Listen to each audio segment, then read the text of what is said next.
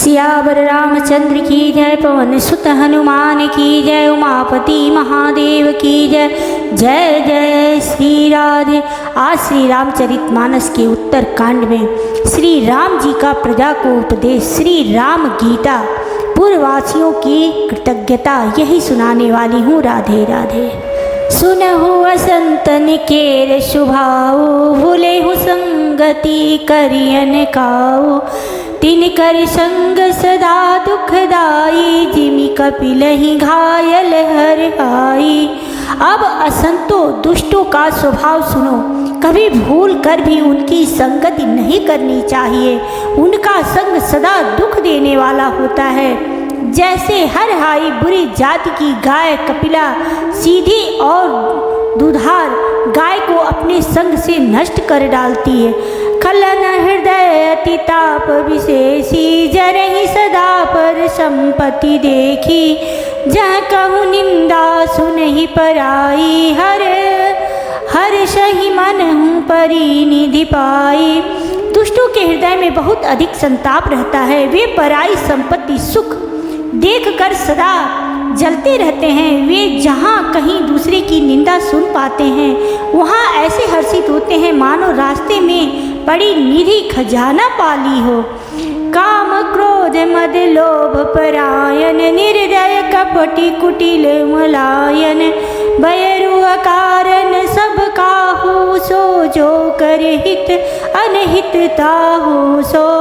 वे काम क्रोध मद और लोभ के परायण तथा निर्दयी कपटी कुटिल और पापों के घर होते हैं। वे बिना ही कारण सब किसी से बैर किया करते हैं। जो भलाई करता है उसके साथ ही भी बुराई करते हैं। झूठ ही लेना झूठ ही देना, झूठ ही भोजन झूठ चबेना, बोल ही मधुर बचन जिमि मोरा, खाई महा अहि हृदय कठोरा। उनका झूठा ही लेना और झूठा ही देना होता है, झूठा ही भोजन होता है और झूठा ही चबेना होता है। अर्थात वे लेन देन के व्यवहार में झूठ का आश्रय लेकर दूसरों का हक मार लेते हैं अथवा झूठी डिंग हाँका करते हैं कि हमने लाखों रुपए ले लिए, करोड़ों का दान कर दिया। इसी प्रकार खाते हैं चने की रोटी और कहते हैं कि आज खूब माल खाकर आए, अथवा चबेना चबा कर रह जाते हैं और कहते हैं हमें बढ़िया भोजन से वैराग्य है इत्यादि। मतलब यह कि वे सभी बातों में झूठ ही बोला करते हैं। जैसे मोर बहुत मीठा बोलता है परंतु उसका हृदय ऐसा कठोर होता है कि वह महान विषैले सांप को भी खा जाता है, वैसे ही वे भी ऊपर से मीठे वचन बोलते हैं परंतु हृदय के बड़े ही निर्दयी होते हैं। पर दोही पर दार रत, पर धन पर अपवाद, ते नर पावर पाप में देह धरे मनुजाद। सियावर रामचंद्र की जय। वे दूसरों से द्रोह करते हैं और पराई स्त्री, पराय धन तथा पराई निंदा में आसक्त रहते हैं। वे पामर और पापमय मनुष्य नर शरीर धारण किए हुए राक्षस ही हैं। लोभई ओढ़न लोभई रासन, जी शीष्णोदर पर जमपुर त्रासन, काहू की जाओ सुनहि बड़ाई, श्वास ले जनु जोड़ी आई। लोभ ही उनका ओढ़ना और लोभ ही बिछौना होता है, अर्थात लोभ ही से वे सदा घिरे रहते हैं। वे पशुओं के समान आहार और मैथुन के ही परायण होते हैं। उन्हें यमपुर का भय नहीं लगता। यदि किसी की बड़ाई सुन पाते हैं तो वे ऐसी दुख भरी सांस लेते हैं मानो उन्हें जूड़ी आ गई हो। जब काहू कह देखहि विपत्ति, सुखी भय मानहु जग निपति, स्वार्थ रत परिवार विरोधी, लंपट काम लोभ अति क्रोधी। और जब किसी की विपत्ति देखते हैं तब तब ऐसे सुखी होते हैं मानो जगत भर के राजा हो गए हों। वे स्वार्थपरायण परिवार वालों के विरोधी, काम और लोभ के कारण लंपट और अत्यंत क्रोधी होते हैं। मातु पिता गुरु विप्र न मानहि, आय आप गए अरुघाल ही आने, करहि मोह बस द्रोह परावा, संत संग हरि कथा न भावा। वे माता पिता गुरु और ब्राह्मण किसी को नहीं मानते। आप तो नष्ट हुए ही रहते हैं, साथ ही अपने संग से दूसरों को भी नष्ट करते हैं। मोह बस दूसरों से द्रोह करते हैं। उन्हें न संतों का संग अच्छा लगता है, न भगवान की कथा ही सुहाती है। अवगुण सिंधु मंदमति कामी, वेद विदूषक परधन स्वामी, विप्रद्रोह परद्रोह विशेषा, दंभ कपट जिय धरे सुबेशा। वे अवगुणों के समुद्र, मंद बुद्धि कामी, राग युक्त वेदों के निंदक और जबरदस्ती पराये धन के स्वामी, लूटने वाले होते हैं। वे दूसरों से द्रोह तो करते ही हैं, परंतु ब्राह्मण द्रोह विशेषता से करते हैं। उनके हृदय में दंभ और कपट भरा रहता है, परंतु वे ऊपर से सुंदर वेश धारण किए रहते हैं। ऐसे अधम मनुज खल कृत जुग त्रेता नाही, द्वापर कछुक वृंद बहु होई कल युग माही। सियावर रामचंद्र की जय। ऐसे नीच और दुष्ट मनुष्य सतयुग और त्रेता में नहीं होते, द्वापर में थोड़े से होंगे और कलयुग में तो इनके झुंड के झुंड होंगे।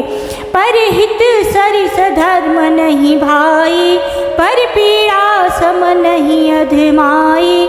निर्णय सकल पुराण वेद कर, कह उतात जा नहीं कोविद नर। हे भाई, दूसरों की भलाई के समान कोई धर्म नहीं है और दूसरों को दुख पहुंचाने के समान कोई नीचता पाप नहीं है। हे तात, समस्त पुराणों और वेदों का यह निर्णय निश्चित सिद्धांत मैंने तुमसे कहा है। इस बात को पंडित लोग जानते हैं।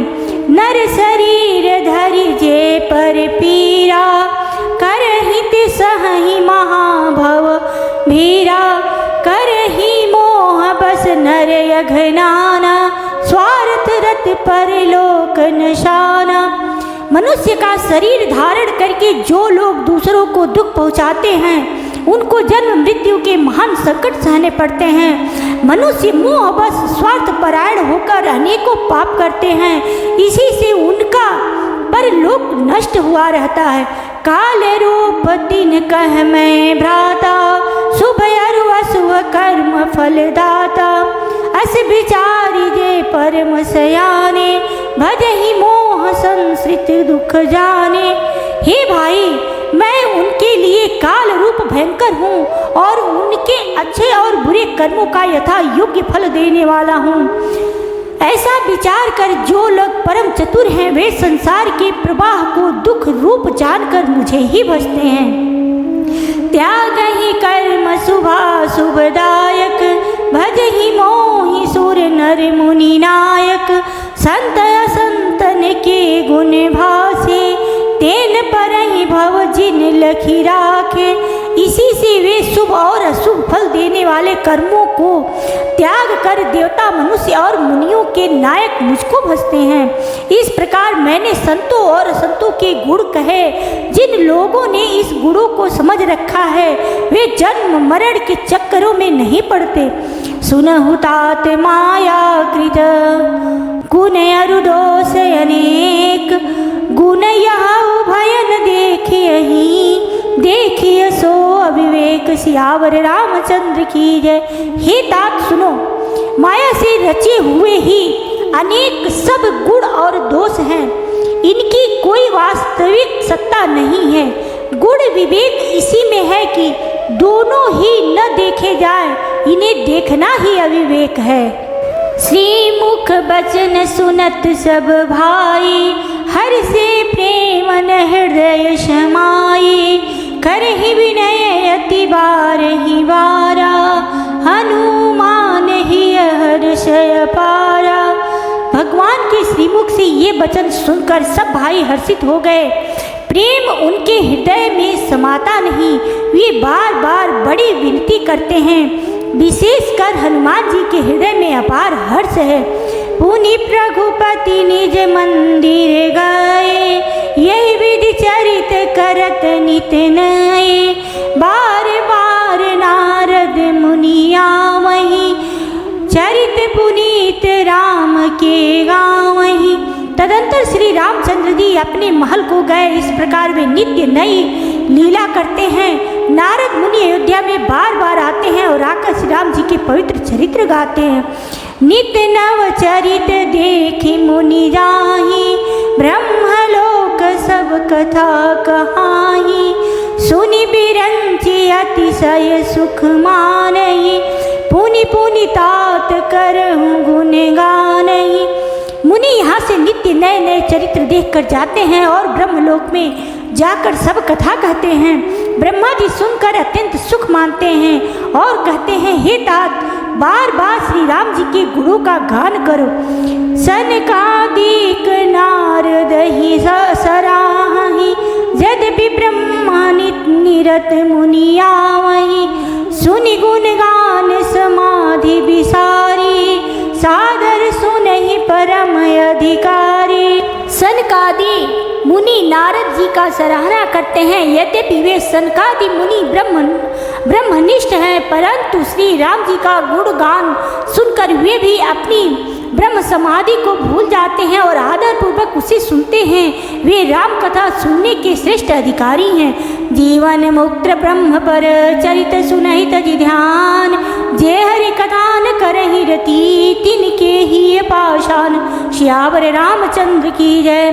सनकादि मुनि जैसे जीवन मुक्त और ब्रह्मनिष्ठ पुरुष भी ध्यान ब्रह्म समाधि छोड़कर श्री राम जी के चरित्र सुनते हैं। यह जानकर भी जो श्री हरि की कथा से प्रेम नहीं करते, उनके हृदय सचमुच ही पत्थर के समान है। एक बार रघुनाथ बुलाए, गुरुद्विजपुर वासी सब आए। बैठे गुरु मुनि अर द्विज सज्जन, बोले बचन भगत भव भंजन। एक बार श्री रघुनाथ जी के बुलाए हुए गुरु वशिष्ठ जी, ब्राह्मण और अन्य सब नगरवासी सभा में आए। जब गुरु मुनि ब्राह्मण तथा अन्य सब सज्जन तथा योग्य बैठ गए, तब भक्तों के जन्म मरण को मिटाने वाले श्री राम जी वचन बोले। सुनहु सकल पुर जन मम बानी, कहून कछु ममता उरे आनी।